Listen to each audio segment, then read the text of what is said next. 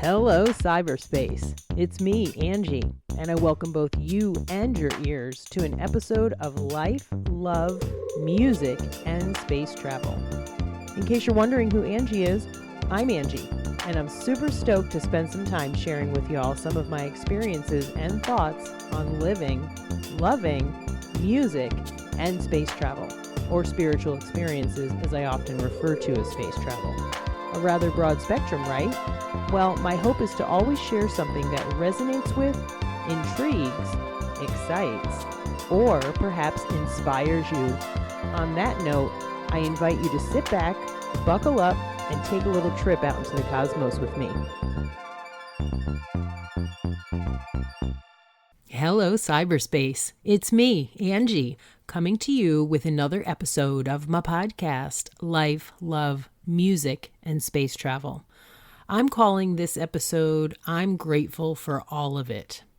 I happen to be recording this on Thanksgiving Eve of 2025. It's been a pretty lovely day overall. The last few weeks, months have actually been pretty challenging. And so my intention with this episode is to really share exactly where I am and yet how I'm able to come to the idea of being grateful for all of it. I'm going to allow my vulnerability wall to fall down for a little bit. I know my friend Alex has said to me before that sometimes when he shares on his podcast, he'll feel like the next day he has a vulnerability hangover. I don't really care if I have a vulnerability hangover. Thanksgiving is the beginning of what a friend of mine recently coined the Bermuda Triangle of the holiday season. I have called it the trifecta. I actually have an episode that I put out quite some time ago about this holiday season. It is traditionally quite an overwhelming time for me. Last drunk in December, quite some time ago, but still holds quite a memory or a vague memory of what others have shared about it. My divorce. It'll officially be 5 years, 4 years since selling the house, 4 years since leaving Colorado. A lot of loss, a lot of change. And I spent a long time away from family during this time of year. So it's always been kind of challenging. I worked a lot. And here I sit tonight in the comfort of my home. For anyone who's been listening to me for a little while now, I am still living with mom, dad, and the brother, and really feeling like this is where I'm supposed to be. It's not that I am lonely for familial company. I'm not longing to be elsewhere necessarily, but I kind of got the holiday blues. It's really just been washing over me that I don't have my house anymore, and I haven't talked to the ex-husband in a long time, and I'm missing him. I'm missing my old lifestyle. My little marshmallow doggie is getting older. She turned 14 this summer. She's having some issues, Cushing's, the effects of Cushing's, just old aging. I am in the transitional phase, I believe, you women will recognize, of maybe perimenopause. So my body's changing, and although 54 feels young to me, my body has been telling me otherwise lately. It's the changing of the seasons. We're in fall now, although it's strange here in Carolina. The leaves have actually been beautiful. The weather has been a little chilly, but I am admittedly missing the obvious change of seasons that we got in Colorado. It snowed and the ground started to get covered and things got really quiet. I'm missing that. And I'm not, once again, like longing to go backwards, but I'm really aware of my feelings. That's what I want to express. I'm pretty sure I'm not the only one who's going through stuff. I know I'm not. I have a few dear friends who have suffered some pretty great losses just in the last few days. I want to give a shout out to my soul sisters, Jill and Sarah, and their families. And I know that many of us probably feel what I have felt. Oh my gosh, it's the holiday season and there's all these expectations to be happy and joyous and things are supposed to be so great. And I'm like, fuck, that is not the way I'm feeling. Life is really challenging and overwhelming, and I don't like it. It's getting very lifey. You're not alone. And I need to remind myself that I'm not alone in those feelings. I really had a wonderful day today with the family. We hung out. Mom, Dad, and I watched the Macy's Day Parade and the Best in Show dog show. It was really nice. Ate a lot of food, hung out with all the dogs. But I've just had the feelings kind of overshadowing me that, in all honesty, I'm feeling depressed. Anyone who knows me as well knows that I have struggled with depression. I've been in recovery for a long time. I found a medicine that works for me, ketamine infusions. That's kind of been another thing that's coming up for me because I haven't had an infusion since April. They're not really cost efficient here in Carolina, and just until a couple days ago when I felt really desperate to reach out and see if maybe there was a clinic here, I actually found one, and I'm excited that I'm going to be able to get a dose of my medicine. For anyone who's not familiar with it, please look into it and maybe check out my episode 19, my Ketamine Chronicle. It's really been a life-changing and life-saving addition to my mental health toolbox. But more importantly is that I've been noticing that I have dropped off from a few things. I haven't seen my therapist in a little while. I kind of felt like I'd outgrown him, and yet I didn't find a different therapist, so I just haven't been seeing anybody.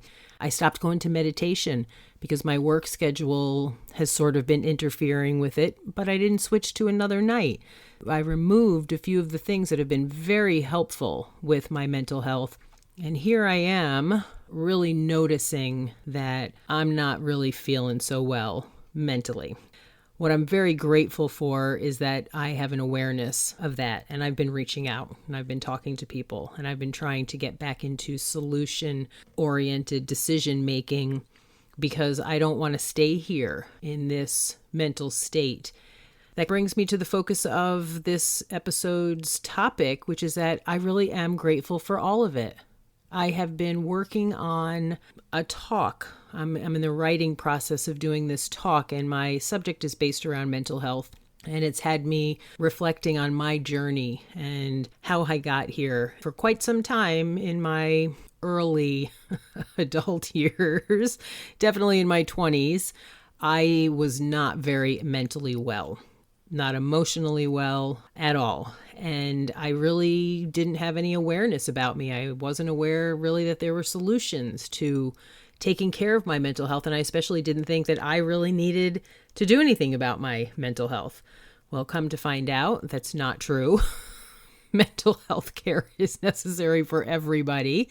And I don't want to be one of the many who are walking around on planet Earth with untreated mental unwellness.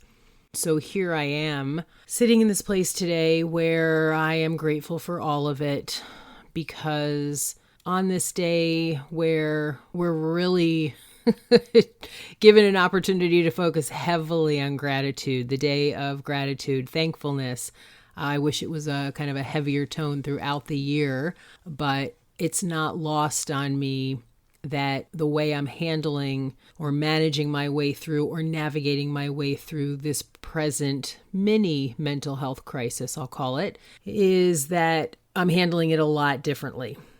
I am also on a journey of recovery and have been for quite some time. Coming up December 19th of this year will be 25 years since my last drunk. And that is not like ooh, yay, go Angie. But it's like, holy shit, it's been fucking 25 years since I've been drunk.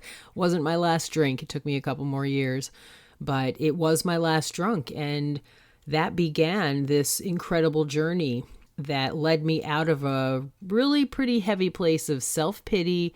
Pour me another drink. It was everybody else's fault. I needed help. But I wasn't really looking to help Angie and do the work that's required to find my way to emotional wellness, and then in turn to be able to do something even greater, which is to be there for others. I've been sharing with my friends, and I can so often put on like the Superwoman code and think, I've been doing this for this amount of time. I shouldn't be sad, or I shouldn't be in this place of needing somebody else. But what I'm realizing, and I tell people all the time, and I need to continue to remind myself, is that when I ask for help and I reach out, I really am offering the other person an opportunity to be of service. And that can be a really great gift.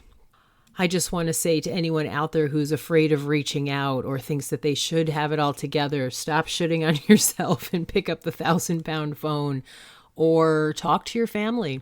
I kind of had a mini conversation, my gratitude cry just before dinner tonight with my parents. I let them know how I was feeling. I'm not feeling so great. The divorce is the most challenging experience that I've ever been through. Harder than putting the drink down for me. It was the saddest and most emotional, the darkest time in my life. And I'm still working my way through the grief. But it taught me so much about myself. And I have learned and grown so much and had so many incredible experiences that I would not have been able to have had my life not led me to the place that I am now. Now, that doesn't mean that a part of me, of course, doesn't wish that it had turned out differently, but that's not where I am. I'm in today, and I cannot go into the past, and I don't want to live in the what ifs or any of that stuff. So here I sit, grateful for all of it, grateful for being able to be there for my aging marshmallow. I just love her so very much. I've had a few dogs transition, and to be able to be present for them, allow them the dignity to get old in a safe space, to be there to support my parents, to be present with them as we're heading into another holiday season of madness and pressure and expectations, and also joy and a lot of happiness that is available to us.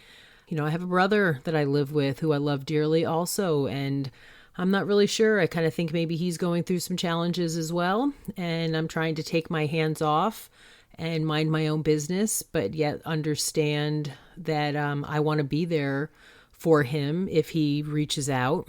So I need to be taking care of Ange. That's the way it works. It's not me fixing other people. It's me fixing Angie so that I can actually be the healthiest version of myself when other people reach out. In the midst of my sharing and letting other people know that I'm having challenges, it reminds them that they're not alone. That's a great gift, the circle, the full circle. I really just wanted to put out there that it is a choice, and it's a great opportunity to work through and do whatever it is you might have to do to get to the place where you might be able to say or even contemplate saying, I'm grateful for all of it.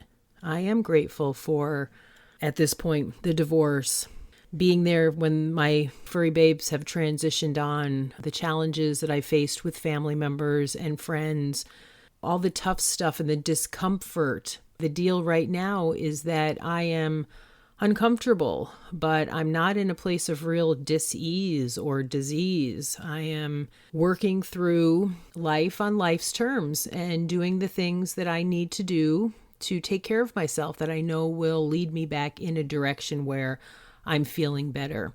And above all, I have built this relationship with a power greater than myself. I call it the higher power, force, source, creator. My dear friend Sarah, we call it Gus, great universal spirit. I call it God. I call it God sometimes. I call it all kinds of things. I don't know what it is, but I do know that it is not of this plane other than the fact that it's in all of us. It created all of us, the planet, the great outdoors. I have the gift of desperation to stay on a path of wellness, and I can't do that without this thing that is so bigger than me that I cannot put it in a box, and I have no real desire to figure out what it is. Heading into this spiritual season, thinking about the Jesus dude especially, I can't help but want to tap into my relationship with whatever it is. And the beauty is there are lots of different belief systems out there. I don't care, what anyone is believing in, as long as it's not harmful, it's not hurting anyone. It's not my job to tell you what to believe. It's certainly not your job to tell me what to believe. I just know that none of us are God, other than that maybe we were created in its image, which I certainly don't think is the physical image, but rather all of the stuff that we have within us. We are amazing creatures. This whole planet is amazing.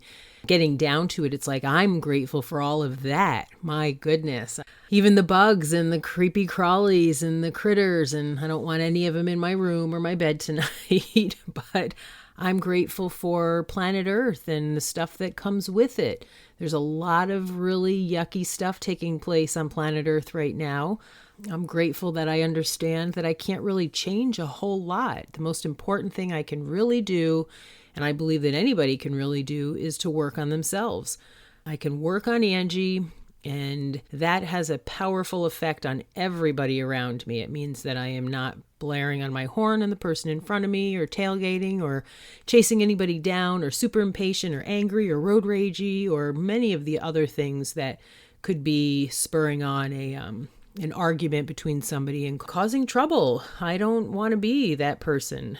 Here I sit, grateful for all of it, especially this piece of pumpkin pie that I am about to eat that's covered in whipped cream. That came from Costco. I'm grateful for Costco. In the spirit of the season, the kickoff, I don't know when you'll be listening to this episode, but I don't think it matters whether it's 3 months from now, 4 months from now, tomorrow, next week. Here's to gratitude and finding a way to be grateful for all of it. If you're in the midst of it, that certainly doesn't mean I'm grateful and so happy that this terrible tragedy has taken place. That's not the spirit of what I'm trying to talk about. I'm just trying to remind each of us, especially myself, because I'm really talking to myself. I need to remind me that when I get through these challenges, when I navigate my way through, when I ask for help, when I reach out, when I share myself with others and I let them share it with me, it gives great purpose to the pain and the joy. So I am grateful for all of it, usually after the fact, not always right in the midst of whatever the challenge is. So I gently suggest dabbling with that idea. I'm going to do another episode at some point on the idea of preference and really the perspective of preferring everything versus having preference for. And that's definitely a topic that I am much more interested in because of my dear teacher, Michael Singer.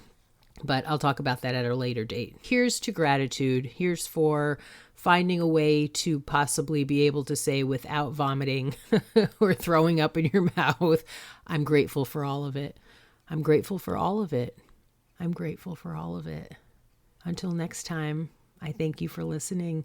Hold tight. Find all the joy in the holiday madness that's about to come upon us. Stay detached from all the crazy commercials. Don't buy any shit that you don't need. Time spent with each other or an experience versus a bunch of junk from the store that will just break or you'll return anyway. Here's to another day spinning around on a pile of dirt in the middle of the universe. Bye for now. So we've reached the end of today's episode. Thanks so very much for listening. It's now time to reconnect to planet Earth and all that comes with living on the blue ball. I'd love to hear your ideas for future episode topics, along with any and all positive and or constructive feedback. Please feel free to contact me at ashysbadass@gmail.com. Thanks again for spending some time with me and allowing me to share myself with you. Until next time, please be gentle with yourselves, be kind to animals, and do all you can to allow your authentic selves to shine brightly.